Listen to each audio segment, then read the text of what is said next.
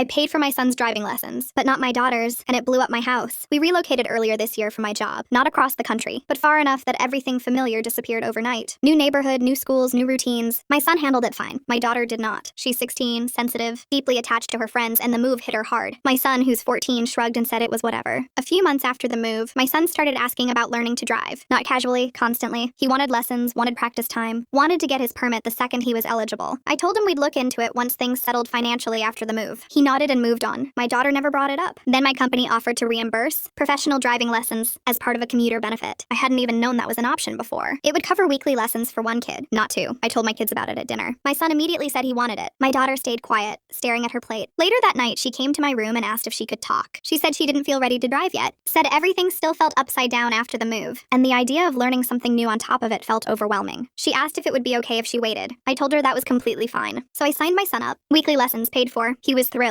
2 weeks in, my daughter overheard him talking to friends about his instructor and how cool it was to be learning already. She came into the kitchen and asked how much the lessons cost. I told her the truth, that my job was covering them. She froze. She asked if that meant I'd pay for hers later too. I said I couldn't promise that. I said the benefit only covered one kid, and by the time she was ready, it might not be available anymore. She lost it. She said I was punishing her for struggling, that she'd been honest about not being ready, and now she was paying for it. She said my son got rewarded for being easy, while she got left behind for needing time. I tried to explain that this wasn't about favorites. It was about timing and opportunity, that she made a valid choice, but choices still have outcomes. She said that wasn't fair. Things got worse when my son chimed in and said, "You said you didn't even want to drive yet." She snapped back that he didn't know what it felt like to have your whole life uprooted. They started yelling at each other in the living room, both crying, both angry. I separated them and told my daughter she could stay at my sister's place for the night if she needed space. Not as a punishment, just a reset. She grabbed her hoodie and left without saying goodbye. When I dropped her off, my sister immediately laid into me. Said I should have waited so they could start lessons together. Said kids don't understand corporate benefits and all they see is favoritism. Said I should have made it equal no matter what. My brother-in-law overheard and disagreed. Said my daughter chose to wait and that protecting her feelings forever wouldn't help her in the long run. The next day, my daughter came home quiet, barely spoke. My son was awkward, clearly feeling guilty but also defensive. That night, my daughter asked me if she'd messed up by being honest with me. I told her no. I told her she did exactly what she should have done. But I also told her that sometimes life doesn't pause while we catch our breath, and that doesn't mean anyone is being punished. She nodded, but I could tell it didn't fully land. My son still goes to his lessons. My daughter still isn't ready to drive. The house is calmer now, but the tension hasn't disappeared. I don't regret the decision, but I hate that it became the thing that made my daughter feel like she was falling behind again.